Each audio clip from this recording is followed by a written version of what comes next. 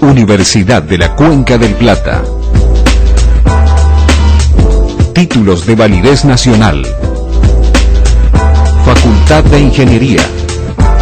Facultad de Ciencias Sociales. Facultad de Ciencias Económicas. Nuestra prioridad, la calidad académica. Decreto Poder Ejecutivo Nacional. Universidad de la Cuenca del Plata.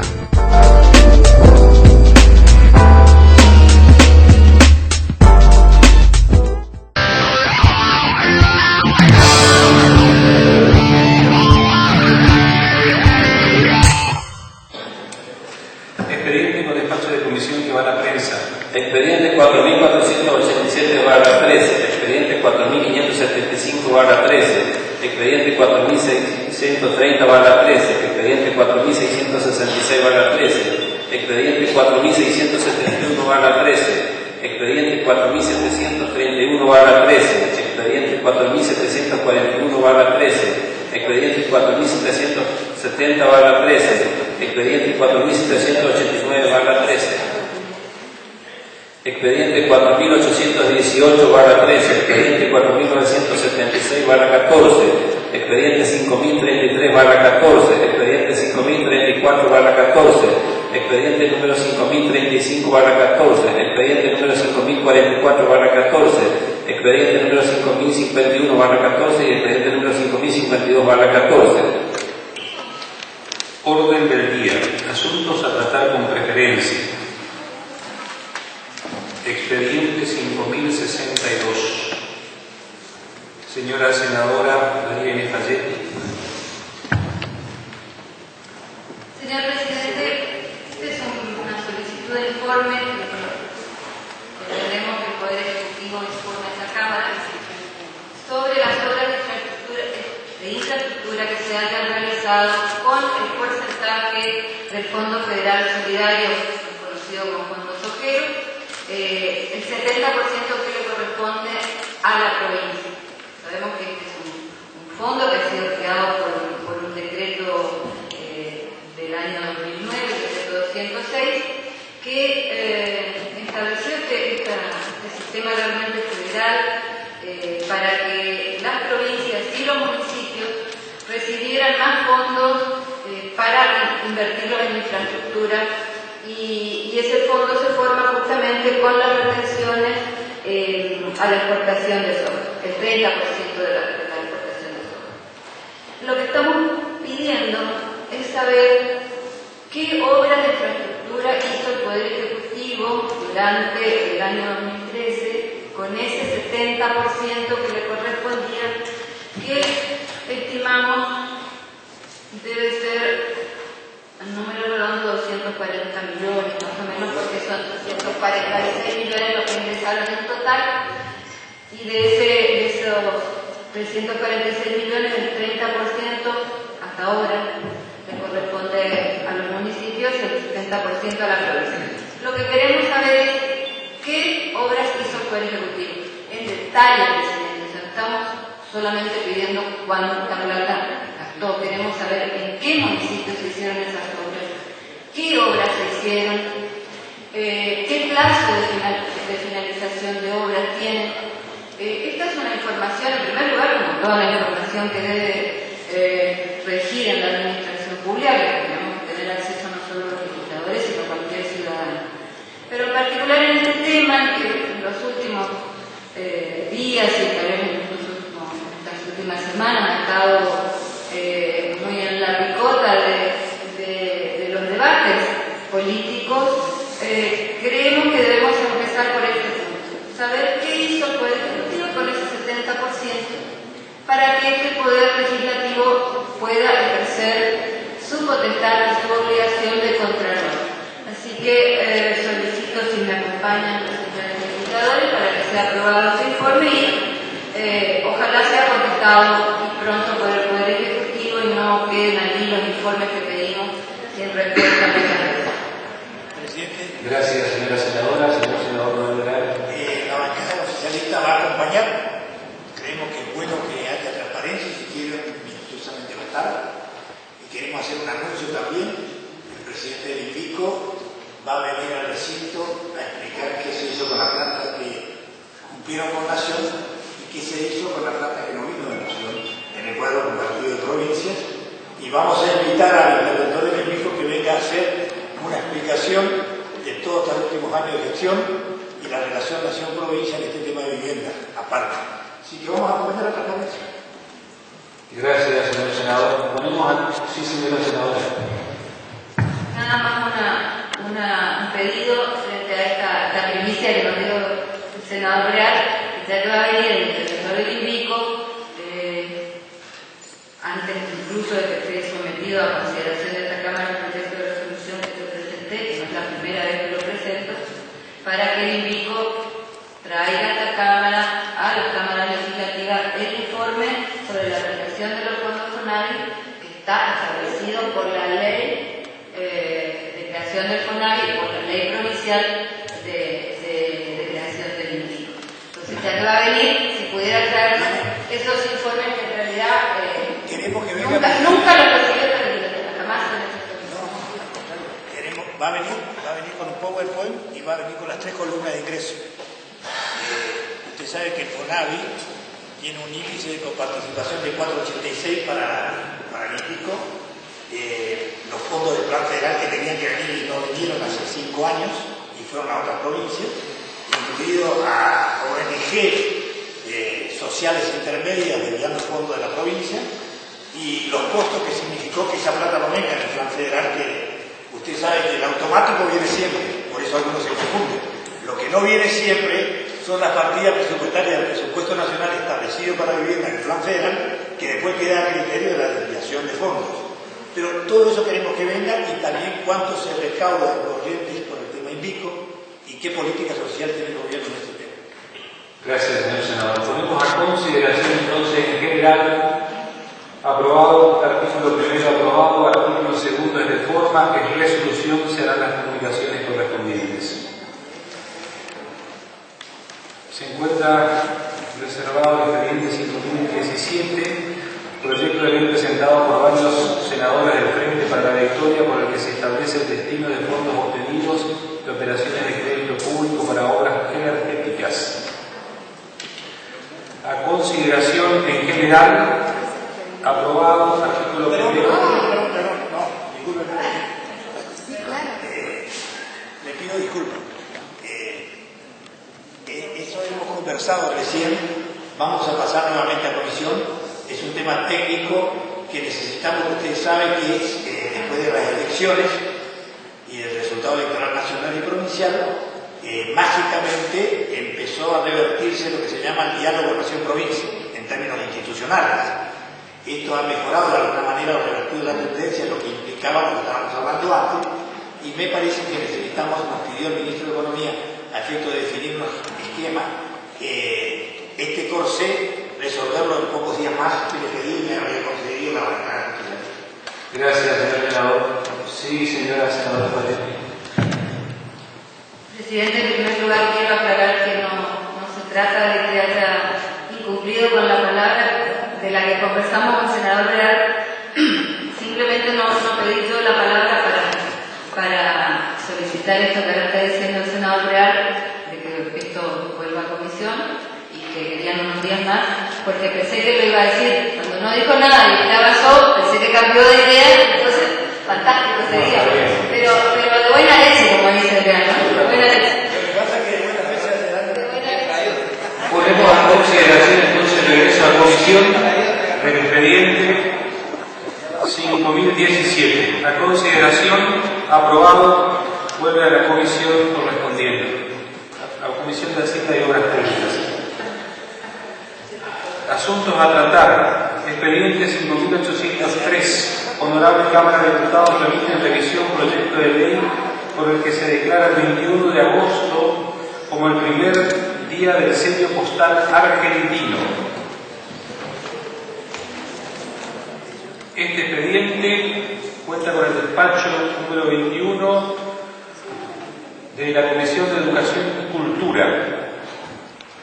Ponemos a consideración en general aprobado, artículo primero aprobado, artículo segundo aprobado, artículo artículo 3º aprobado, artículo 4 en reforma, es ley, pasa al Poder Ejecutivo para su promulgación.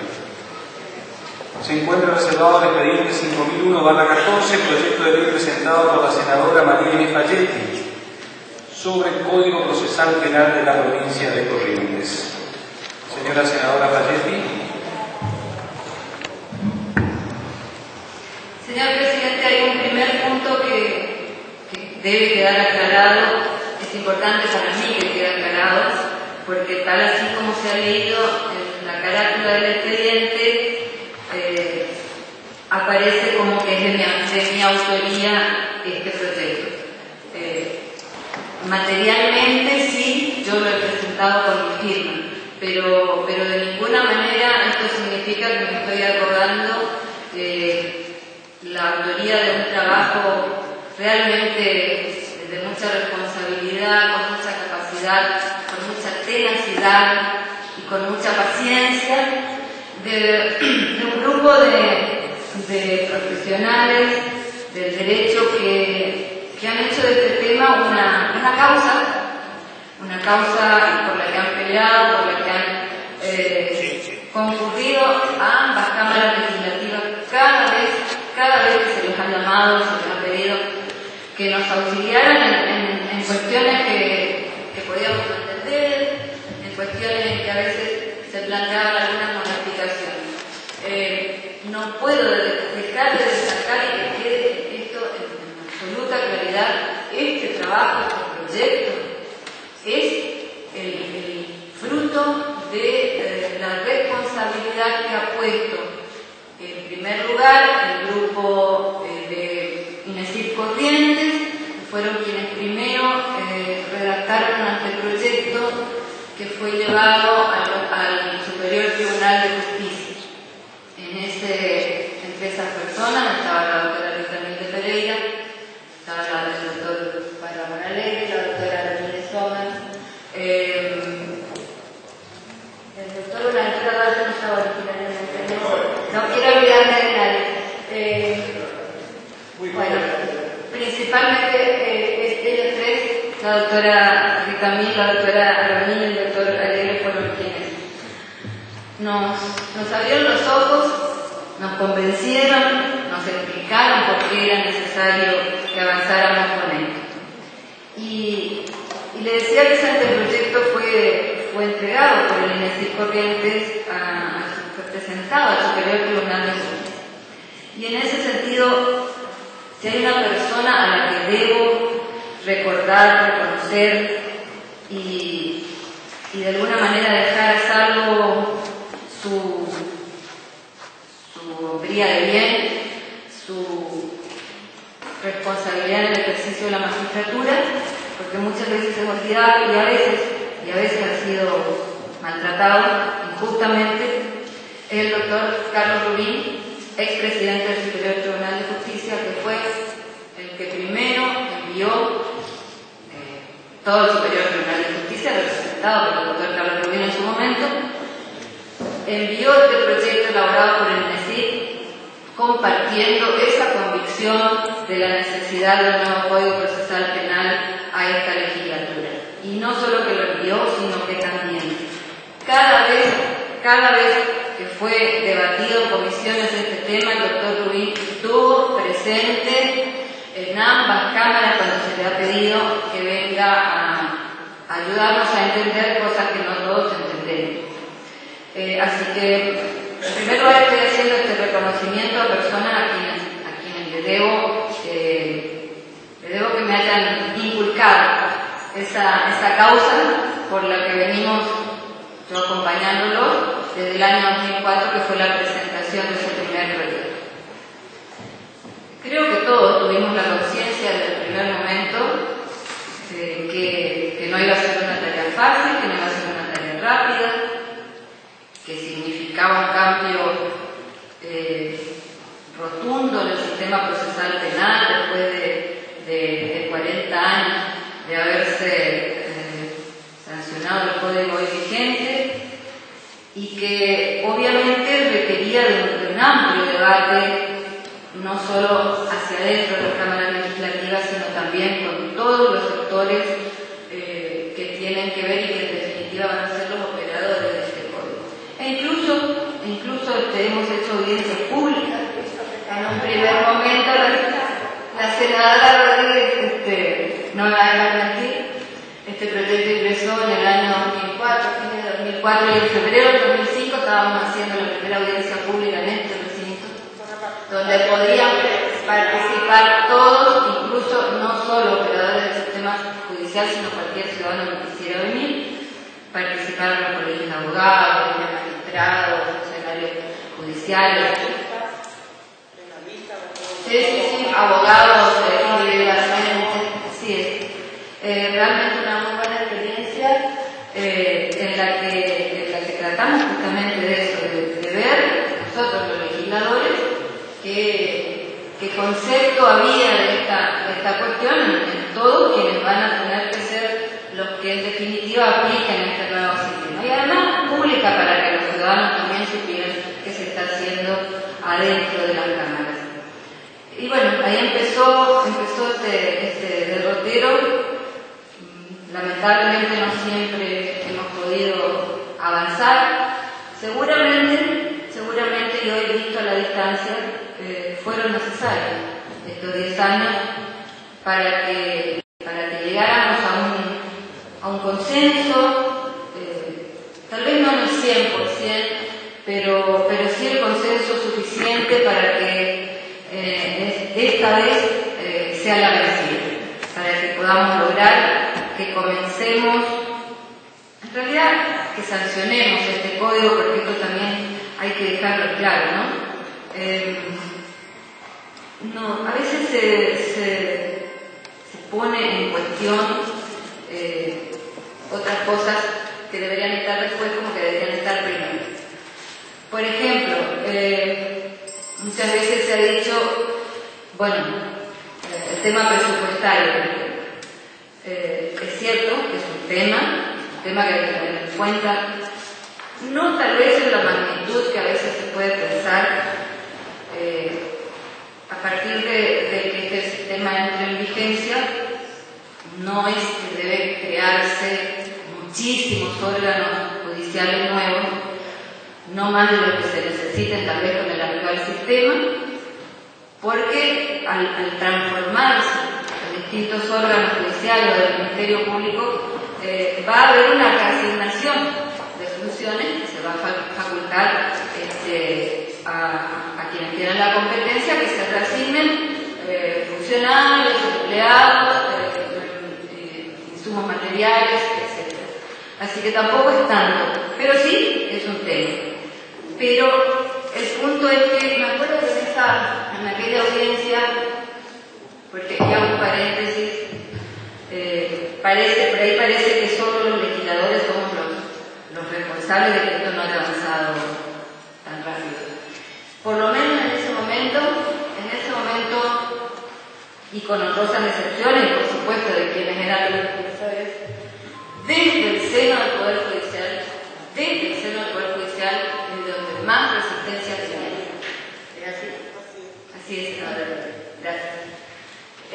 Así que digo porque también en esto somos responsables todos. Los tres poderes del Estado somos responsables en que hayamos demorado y que, como le decía, tal vez ahora visto desde acá no era tanto 10 años.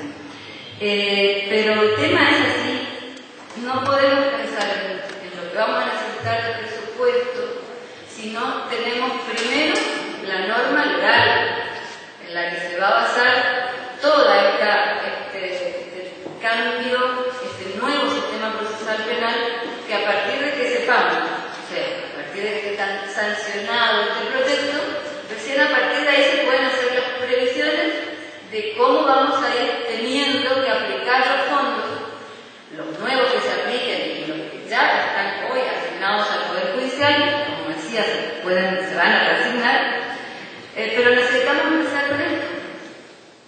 Y decía en ese momento, por ejemplo, el Colegio de Abogados de la Primera Circunscripción, mi Colegio de Abogados al que he pertenecido durante más de 25 años, planteaba que primero teníamos que crear los cargos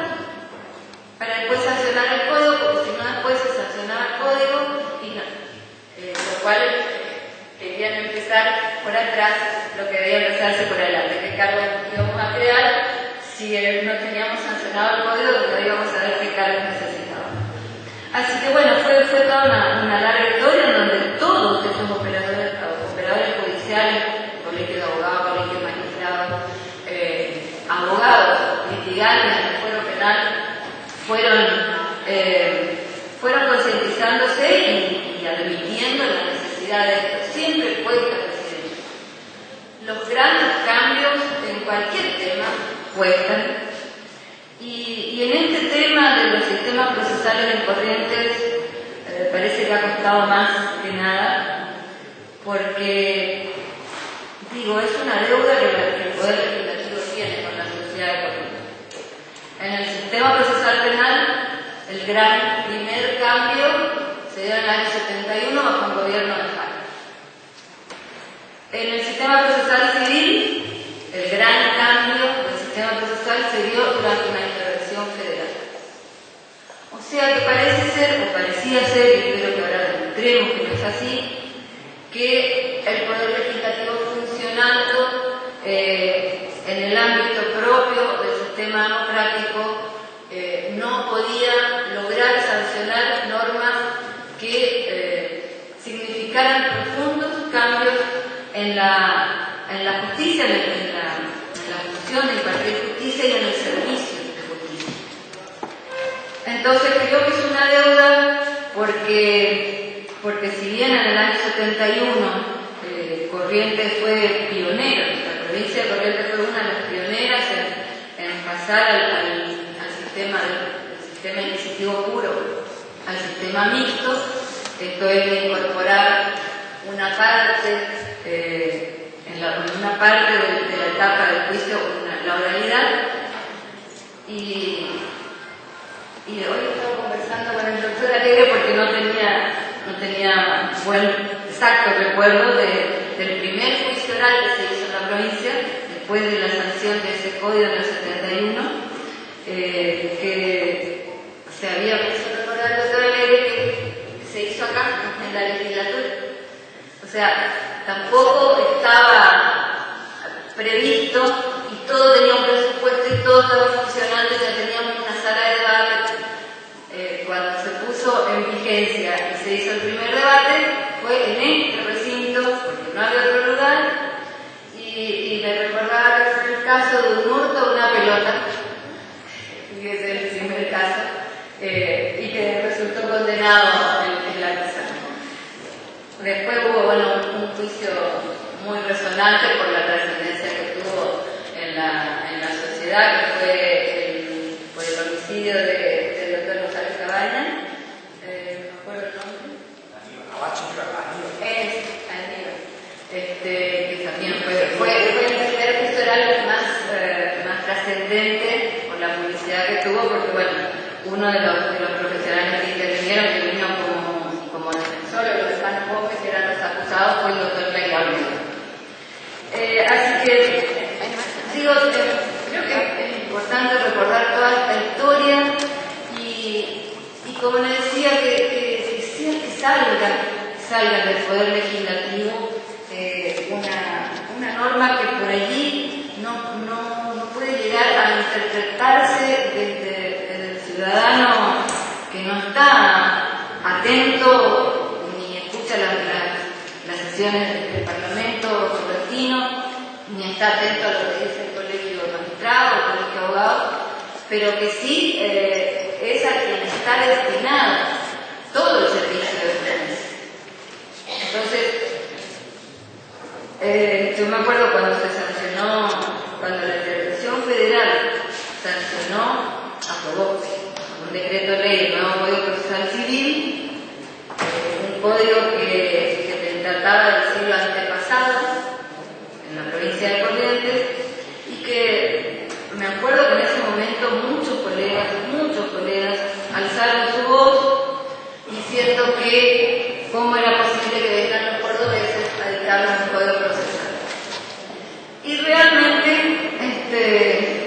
yo me acuerdo que en ese momento me miraban muy mal los colegas, porque yo decía que si en la provincia de Corrientes no habíamos logrado modificar Código Procesal en un siglo, más allá de que se hicieron 200.000 comisiones redactoras en el Senado, en diputados, y tuvo que venir una intervención federal a cambiarlo, y que si ese cambio era para bien, como hoy, después de varios años de aplicación de este sistema, vemos que fue para bien, pues por mí que vengan los chinos y no hagan los chinos el Código Procesal.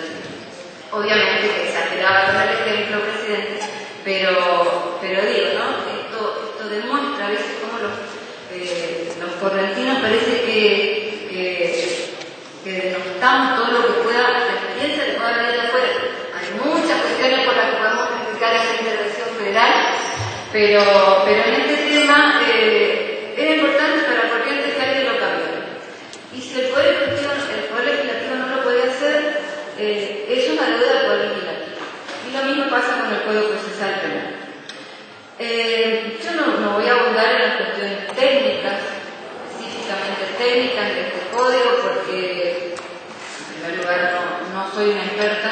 He aprendido mucho, nunca he ejercido en el fuero penal, pero he aprendido mucho de este tema a través de todas estas personas que han trabajado, que las mencionaba. Y creo que hay un punto que sí tiene que destacarse como uno de los más importantes. Cuando tenemos que hacer un cambio de legislación, en este caso un cambio del sistema procesal penal, lo que hay que ver es si el que existe funciona, si el que existe sirve. Además, por supuesto, de ver si se ajustan a los cánones constitucionales y de los tratados internacionales que son derecho interno de la República Argentina. Pero hay que ver si funciona o no funciona. El sistema actual, ni qué hablar de hoy, cuando comenzábamos en el 2004, cuando comenzaban estos profesionales a transitar este camino en el 2004, ya entonces el sistema empezaba a colapsar. No le digo hoy, después de 10 años, cómo estamos en ese sistema procesal. Y no hace falta ser técnico, ni entrar a los detalles técnicos, sino simplemente ver y escuchar lo que la sociedad dice. Evidentemente para la sociedad no está siendo satisfactorio. No está siendo satisfactorio este sistema. La sociedad lo entiende, lo percibe, aun cuando no resulte directamente implicado un ciudadano, o sea, no tenga que estar sometido a este sistema procesal penal, ya sea víctima o ya sea imputado. No hay satisfacción porque la justicia es lerda, dicen, tarda mucho. No es un tema que solucione la cuestión de la inseguridad, no tiene que ver específicamente con eso, pero tiene que ver con que es imprescindible que se busquen las herramientas legales para que esta justicia, este sistema procesal sea ágil, sea transparente, sea percibido por el ciudadano como que realmente funciona. Y en ese momento, yo no tengo las cifras actuales, pero en ese momento este equipo del INESIF hacía una comparación o tomaba unas estadísticas para advertir la ineficiencia de este sistema procesal penal, y se hablaba de que solo alrededor del 7% o 8%, 1,7% llegaba a juicio. 1,7% de todas las causas ingresadas llegaba a juicio. 1,7%. Fíjese la ineficiencia del sistema. Eso es lo que muestra la ineficiencia del sistema y lo que le cuesta al Estado de este sistema ineficiencia. Porque el Estado hace una gran inversión presupuestaria para que todo este sistema funcione, y resulta que el sistema funciona solo en el 1,7% de los casos. Entonces, esto es lo que evidencia la necesidad de este cambio este nuevo sistema procesal penal. Y por supuesto también una cuestión como decía, de acogernos y adaptarnos a las normas constitucionales y de tratados internacionales que se están violando abiertamente con este sistema. Se están violando abiertamente con este sistema con el que seguimos. Y el otro día me decía, perdón, me olvidé de nombrarlo al doctor Montpadre, que también luego se integró al trabajo, y al doctor Duarte y al doctor Alejandro Caín.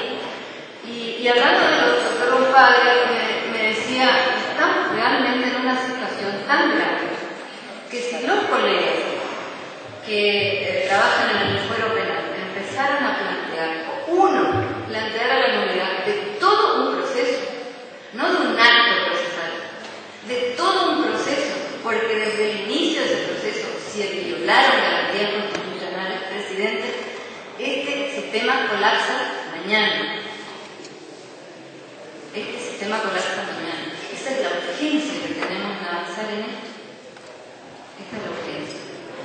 No se trata de una convicción, de una postura de la doctrina, se trata de una necesidad absoluta y urgente de que Corrientes entre en este nuevo paradigma que lamentablemente en esta ocasión pudimos haber sido pioneros esta vez. Nos fuimos en el 71 y dejamos pasar la oportunidad, pero no importa, no se trata de que le ganemos a la otra provincia, se trata de que alguna vez podamos comenzar con esto, porque ya la mayoría de las provincias argentinas o ya han comenzado a aplicar el sistema, o por lo menos ya lo han sancionado y están transitando la etapa en la que se va a ir adecuando todo lo que tenga que ver con la transformación de un sistema procesal a otro, el tránsito del sistema procesal a otro.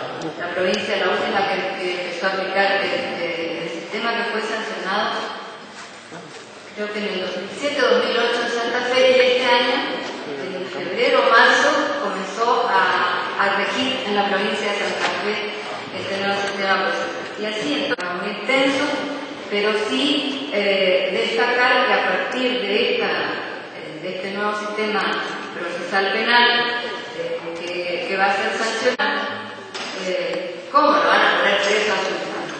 Y el ciudadano lógicamente no sabe cuál es el corset que tiene el funcionario del Ministerio Público, cuál es el corset que tiene el juez, que no puede más allá de lo que dicen las normas procesales.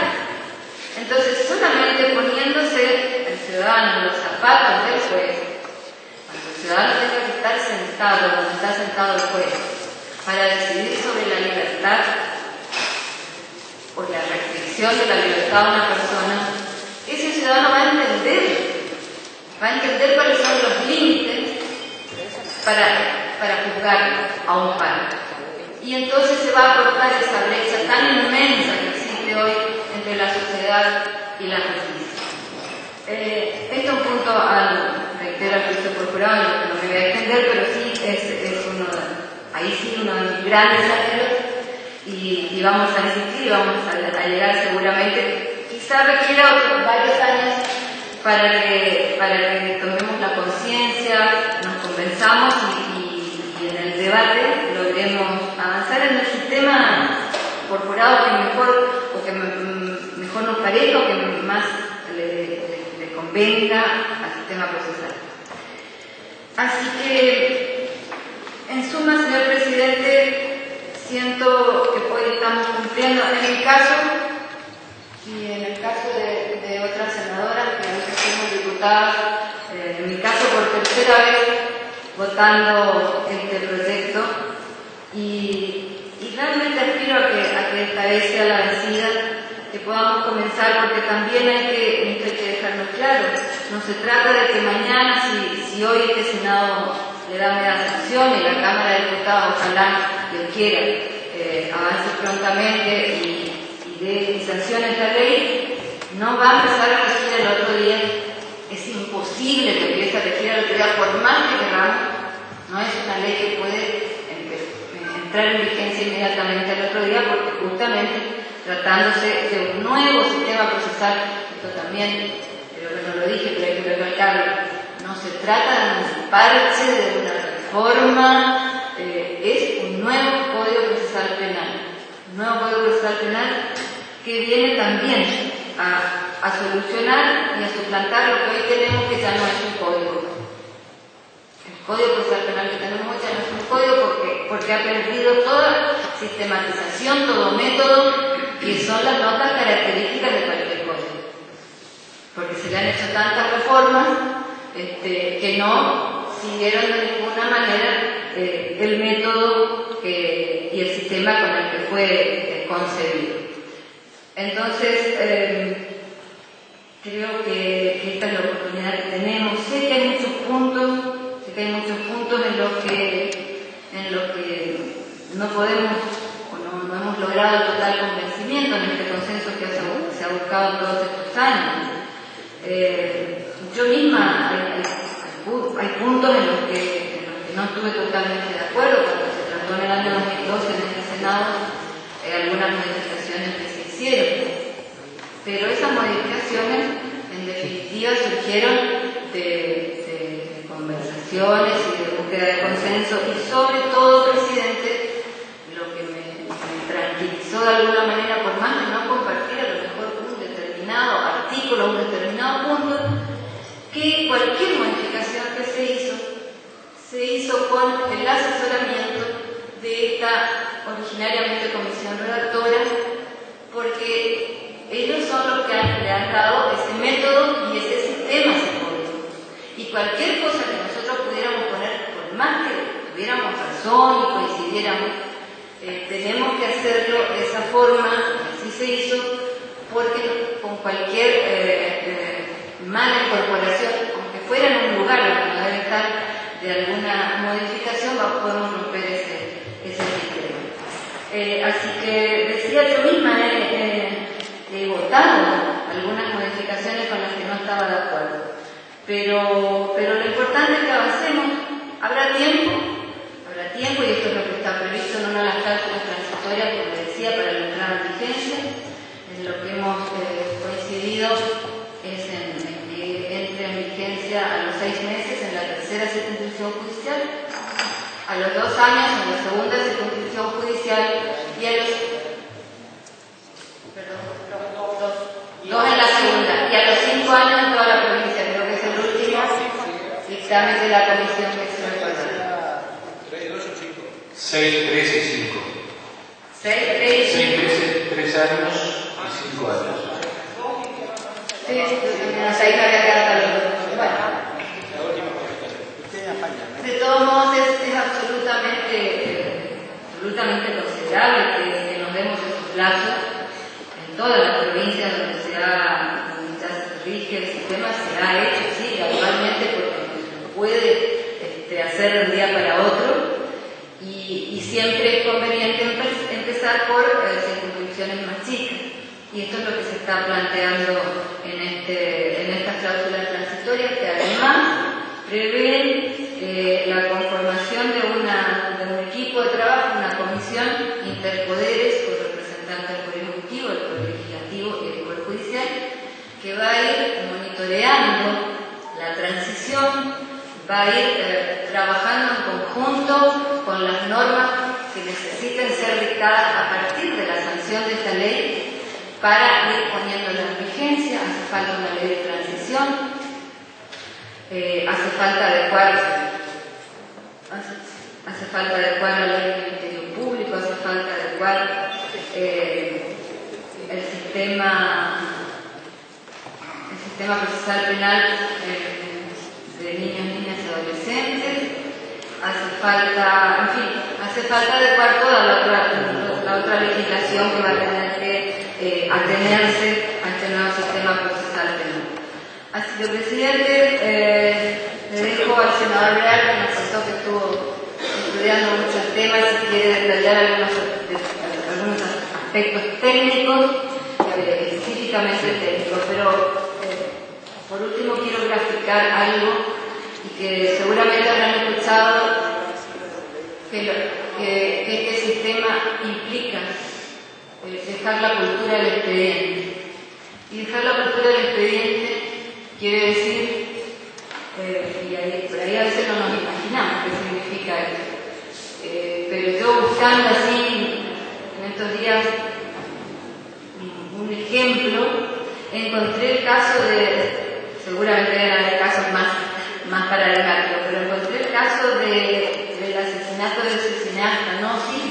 Se acordarán que Menocchio es el imputado, y ese caso llevaba ya 17 cuerpos, creo que hace varios años. Así que cuando decimos 17 cuerpos, presidente, cada cuerpo tiene 200 hojas. No quiero pensar, no sé cuántos cuerpos debe tener la causa Boston, por ejemplo. Y eso es la cultura del expediente, presidente. Papeles y papeles y papeles, y no se llega al resultado que es lo que el ciudadano quiere ver. Y además, fíjese el desgaste jurisdiccional, el desgaste de recursos que significa estar durante años juntando papeles, cuando el sistema que tenemos hoy es un sistema mixto, porque la etapa de instrucción sigue siendo un sistema inquisitivo, escriturario, cerrado, oscuro, y en la etapa del juicio, del debate, es oral. Pero cuando se llega a la etapa del juicio, resulta que todos esos 17 cuerpos del caso Nossi tienen que reproducirse en ese juicio. Los jueces que van a actuar en ese debate, que es el juicio propiamente dicho, leen ese expediente, pero porque así lo establece el pensador, no es una cuestión arbitraria, sino porque ese es el sistema, leen ese expediente. Y entonces el principio de inocencia que establece nuestra Constitución está absolutamente vulnerado. Como la etapa del juez de instrucción, como es hoy, es el que investiga, colecta las pruebas y decide si esa persona va a ir a juicio o no. El principio de inocencia está absolutamente vulnerado. Hay un penalista famoso, que ahora no recuerdo su apellido, que decía, me quedó grabado, que el acusado debe entrar a la sala de debate como un niño recién nacido, tan inocente como un niño recién nacido. Me pareció muy gráfica la expresión, porque esto es lo que exige nuestra Constitución.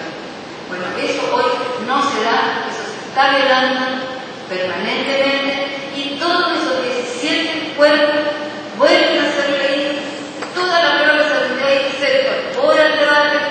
Entonces pasa que estamos años para que se llegue a una sentencia, ya dijimos, poco más del 1% llegan a una sentencia, y pasa que hay gente inocente que ha estado privada de su libertad por mucho tiempo, y hay gente, a lo mejor que debería estar privada de su libertad, que queda libre porque el sistema no se cumple los términos que debe cumplirse, no permite que el juicio se dé en los términos en que debe cumplirse. Y la sociedad se frustra mucho. Entran por una puerta y salen por la otra. Esto no es tan así, presidente. Esto no es tan así. Si no, hay que ir a ver, seguramente vamos a ir a visitar con la Comisión de Derechos Humanos más de una vez, el penal 6, que no tiene capacidad, absolutamente superada la capacidad para la cantidad de internos que tiene. Y de esos internos, a lo mejor, algunos salen cuando no deben salir, otros no salen cuando deben salir, y otros no salen, presidente, como pasó hace unos días, de un joven de 25 años que murió por un supuesto incendio causado por él mismo en una celda. Que seguramente, y espero que investigue la justicia, si están así las responsabilidades del servicio penitenciario. Eso directamente no se ve. Así que es de toda justicia, además de la necesidad de encuadrarnos en las normas constitucionales, en los tratados internacionales, que es de toda justicia que este Poder Legislativo le brinde a la sociedad de Corrientes, le brinde un mejor servicio de justicia. Y con este sistema, tal vez no lleguemos a la perfección, ni mucho menos. Seguramente que no, y seguramente que con el correr de los años algunas adecuaciones. Y así como se ha pasado de un sistema a otro, probablemente tengan que hacerse. Pero que la sociedad hoy necesita de este cambio, lo necesita para que demos respuestas los tres poderes a esa necesidad social. Así que, presidente, estoy realmente muy satisfecha de haber llegado hasta acá, de volver a votar este código y estoy convencida que hemos madurado suficientemente como para que esta vez, este año, tengamos sancionado ese código procesal penal nuevo y comencemos con la transición para llegar dentro de 5 años a estar viendo a nosotros mismos que hemos mejorado y hemos contribuido a mejorar el sistema